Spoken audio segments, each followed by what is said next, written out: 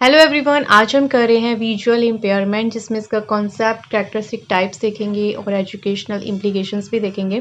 तो ये जो है लॉन्ग ऐसे टाइप में क्वेश्चन पूछा जाता है। इससे के अलावा जो भी हेयरिंग इम्पेयरमेंट है और हमारे पास मेंटल रिटार्डेशन है और भी 3-4 जो अलग अलग डिसेबिलिटीज़ हैं वो भी आगे डिस्कस करेंगे, क्योंकि अकेले ही 16 मार्क्स में क्वेश्चन जो है वो पूछ लिए जाते हैं, तो इसलिए हम इसको डिटेल में करते हैं। सबसे पहले हम कॉन्सेप्ट देखते हैं।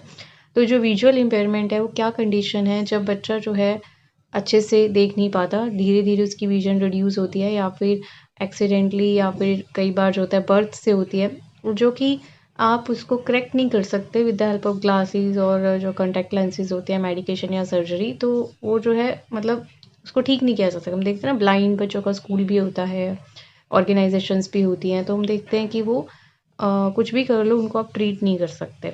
ठीक है, तो इस तरह से जो है उसको हम विजुअल इम्पेयरमेंट में काउंट करते हैं। मतलब एक डिसेबिलिटी हो गई है, अब आप उसको करेक्ट नहीं कर सकते। तो अब डेली एक्टिविटीज़ में क्या मतलब इफ़ेक्ट डालता है ये, ठीक है। विजुअल इम्पेयरमेंट में भी प्रेजेंट फ्रॉम बर्थ और एक्वायर्ड लेटर ड्यू किसी डिजीज़ और इंजरी और एजिंग के कारण भी बाद में भी हो सकती है। और according to educational rehabilitation perspective जो विजुअल इम्पेयरमेंट है इफेक्ट करता है लर्निंग थ्रू विजुअल ऑब्जर्वेशन और मे रिक्वायर ऑल्टरनेटिव मेथड। अब इसको आपको बच्चे को सिखाना है तो आपको क्या करना पड़ेगा, वो बच्चा देख तो सकता नहीं है, लेकिन डिफरेंट असिस्टिव डिवाइस होते हैं, ओके, लर्निंग डिवाइस होते हैं, जैसे ब्रेल हो गया या ऑडियो मटेरियल्स हो गए, ठीक है, टच करके बच्चा सीखता है। तो उसके थ्रू ही जो है आप उसको उसकी ग्रोथ कर सकते हो, उसे पढ़ा सकते हो। हमारे पास कैरेक्टरिस्टिक्स ऑफ विजुअल इम्पेयरमेंट, तो फर्स्ट ऑफ ऑल है difficulty in reading writing.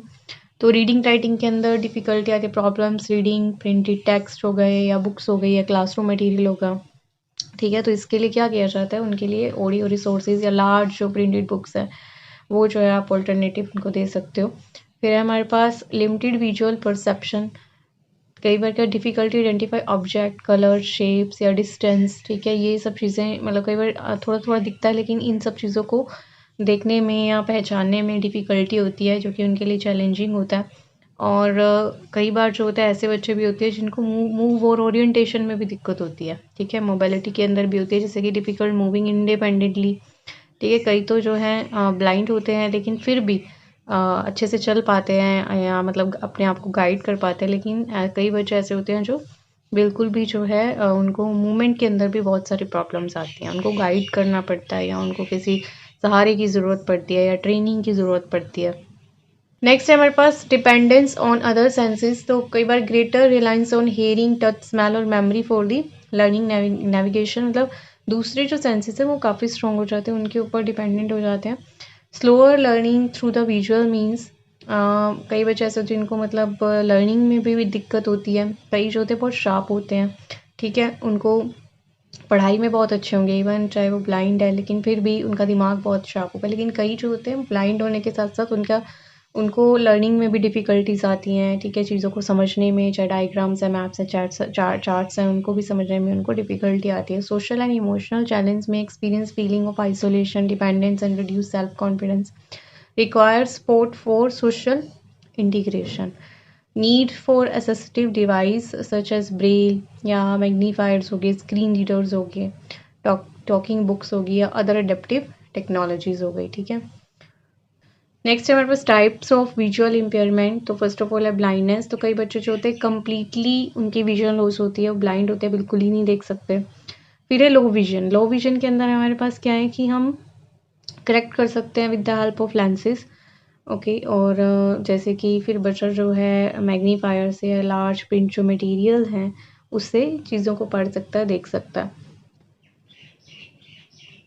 Next हमारे पास पार्शियल साइटनेस, जैसे कि कई बार एक्टिविटीज़ में प्रॉब्लम होती है। ठीक है, reduce vision that limit some activities but allow limited visual functioning. ठीक है, कुछ वही जैसे कि पार्शली हम कह सकते हैं थोड़ा बहुत दिखता है लेकिन सारी एक्टिविटीज़ प्रॉपर नहीं कर सकते। कलर ब्लाइंडनेस, कई बार जो होता है कि कुछ कलर्स को लेके, जैसे कि हमारे पास रेड ग्रीन हो गया, ठीक है, तो कुछ कलर्स जो हैं वो उनको नहीं दिखाई देते, समझ में नहीं आते, या ब्लैक एंड वाइट जो है वो दिखाई देता है।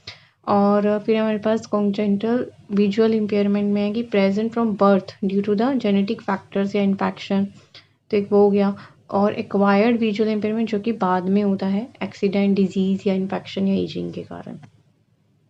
आगे एजुकेशन इम्प्लीकेशन की बात करें तो असिस्टिव डिवाइस जो है वही आप यूज़ कर सकते हो ओवरऑल, जैसे भी किसी भी टाइप की ब्लाइंडनेस है सब चीज़ों के लिए, तो यूज़ ऑफ ब्रेल या फिर लार्ज प्रिंट जो मटेरियल्स हैं, ऑडियो विजुअल लर्निंग रिसोर्सेज हैं, प्रॉपर क्लासरूम लाइटनिंग है या सीटिंग अरेंजमेंट्स हैं, या फिर assistive technology such as screen recorders या मैग्निफिकेशन सॉफ्टवेयर्स हो गए, ठीक है।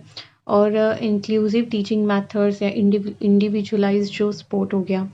कंक्लूजन में आप लिख सकते हो कि जो हमने अभी स्टडी किया है उसको स्टडी करने का क्या सेंस है कि हमें पता चल जाता है कि कितने टाइप्स की ब्लाइंडनेस है, कितने टाइप की जो है विजुअल ये डिसेबिलिटीज़ हैं, अलग अलग टाइप्स की होती हैं, उसके अकॉर्डिंग जो है सोसाइटी जो है या फ्रेंड्स जो है, नेबर्स जो है, पेरेंट्स हैं, उस बच्चे को उसी तरह की जो है असिस्टिव टेक्नोलॉजी या मेडिकल ट्रीटमेंट जो है वो दे सकते हैं। लेकिन अगर हमें टाइप्स का पता ही नहीं होगा तो हम जो है उसके अकॉर्डिंग उनको हेल्प भी नहीं कर पाते।